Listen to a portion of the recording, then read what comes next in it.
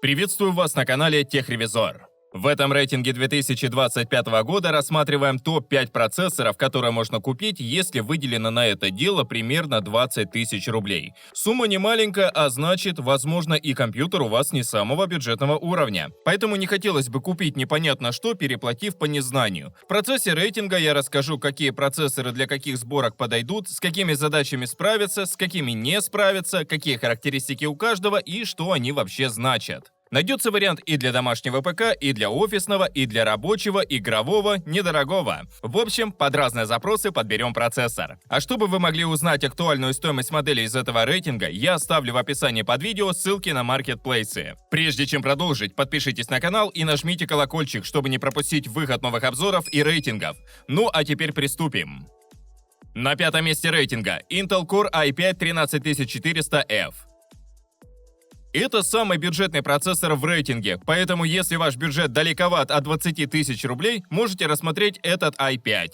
Устанавливается процессор в сокет LGA 1700. Сокет — это квадратный разъем на материнской плате. Так вот, LGA 1700 — это современный сокет, который используется в материнках с чипсетами 600 и 700 серии. Это значит, что для установки этого процессора нужна актуальная материнская плата. Они есть на разный бюджет. Внутри процессор состоит из 6 производительных ядер и 4 энергоэффективных. Первые для игр и тяжелых задач, вторые для фоновых процессов. Скорость работы ядра – это частота. У i5-13400F она базово невысокая – 2,5 ГГц, но в турборежиме может вырасти до 4,6 ГГц. Частота влияет на быстродействие в играх и при работе с тяжелыми программами. Еще за производительность отвечает кэш. Это память внутри процессора, в которой хранятся часто используемые данные. L2 более быстрая, но ее меньше. L3 побольше, но она чуть медленнее. Чем больше кэша, тем меньше процессор лазает в оперативку, а значит, все работает быстрее. У 13400F с этим все в порядке. Для игр, работы в браузере с кучей вкладок и мультитаскинга вполне достаточно. Чтобы все это дело работало, проц потребляет энергию и выделяет тепло. Показатель потребления и тепловыведения называется ТДП. Для 13400F указано 65 Вт, но в нагрузке процессор может съедать до 110 Вт. Это не особо много, особенно по современным меркам, но хотя бы просто кулер для охлаждения нужно иметь. Если подытожить, по Core i5-13400F можно сказать, что он уверенно тянет популярные игры вроде Cyberpunk 2077, RDR 2 и Baldur's Gate 3 в паре с хорошей видеокартой. Также спокойно работает с программами вроде Adobe Premiere или Blender на любительском уровне. Отлично подойдет для домашнего или игрового ПК среднего уровня. На четвертом месте AMD Ryzen 7 5700X. Он стоит слегка подороже прошлого 13400F, но все равно до 20 тысяч рублей не дотягивает. Процессор 5700X ставится на старую, но все еще популярную платформу AM4. Это значит, если у вас уже есть ПК на Ryzen 3000 или даже 1000 серии, можно просто поменять процессор, не трогая материнку и память. Ядер тут 8, потоков 16. Этого хватает на все ежедневные задачи. Игры, стримы, соцсети, браузер. Справляются уверенно. В программах и играх проц нагружается до 80%, но не теряет производительность, держит частоты и выдает стабильный FPS. Базовая частота 3,4 ГГц, буст 4,6 ГГц. В играх и под нагрузкой он реально держит 4,6 ГГц без провалов. Частоты стабильные, фреймтайм ровный, без просадок. Процессор трудится вовсю. Кэш-память третьего уровня, тут 32 мегабайта. Для игр это важно. Меньше подгрузок, быстрее работа, стабильные кадры. Например, после перехода с процессора уровня Ryzen 5 3600 станет меньше фризов, микроподвисаний, интерфейс в играх будет грузиться быстрее. В рендере тоже прирост чувствуется. Видео обрабатывается заметно быстрее. По ТДП тут заявлено 65 Вт. На бумаге холодный проц. В реале зависит от охлаждения. Под хорошей водянкой и кулером в жару он держит 70-75 градусов, иногда доходит до 77, а кушает в районе 80 Вт при нагрузке. Если смотреть на общую производительность, то Ryzen 7 5700X подходит для всех современных игр, включая тяжелые. В Киберпанк, RDR 2, Hogwarts Legacy – все это хорошо подойдет вместе с RTX 3070, 4070, RX 6750 XT. Также отлично тянет Premiere Pro, DaVinci Resolve, Blender. Не стоит ставить его в офисный ПК или в корпус без вентиляции, будет душно. А вот в игровую или домашнюю сборку до 100К – самое то. На третьем месте AMD Ryzen 5 7500F.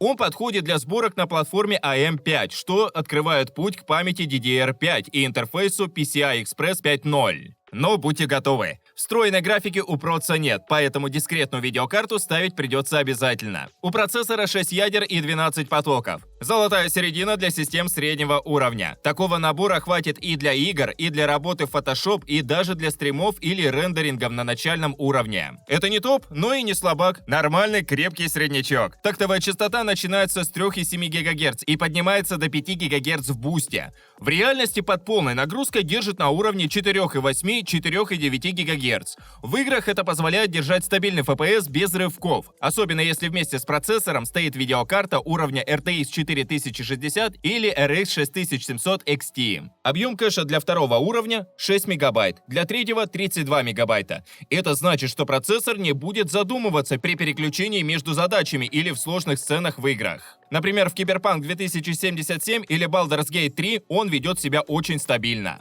ТТП заявлено на уровне 65 Вт. Конечно, это не максимум. При многопоточной нагрузке доходит и до 90 Вт, а оверклокеры, которые разгоняют процессор, получают все 110 Вт. Но если просто поставить этот чип и не трогать, проблем с охлаждением не будет. Даже под полной нагрузкой температура редко выходит за 75 градусов с обычным кулером. Что касается производительности в целом, в многопоточных задачах 7500F немного отстает от 13400F из-за меньшего числа ядер, но выигрывает по частоте. Например, в Premiere Pro рендер будет идти чуть медленнее, но в играх с акцентом на частоту FPS будет больше.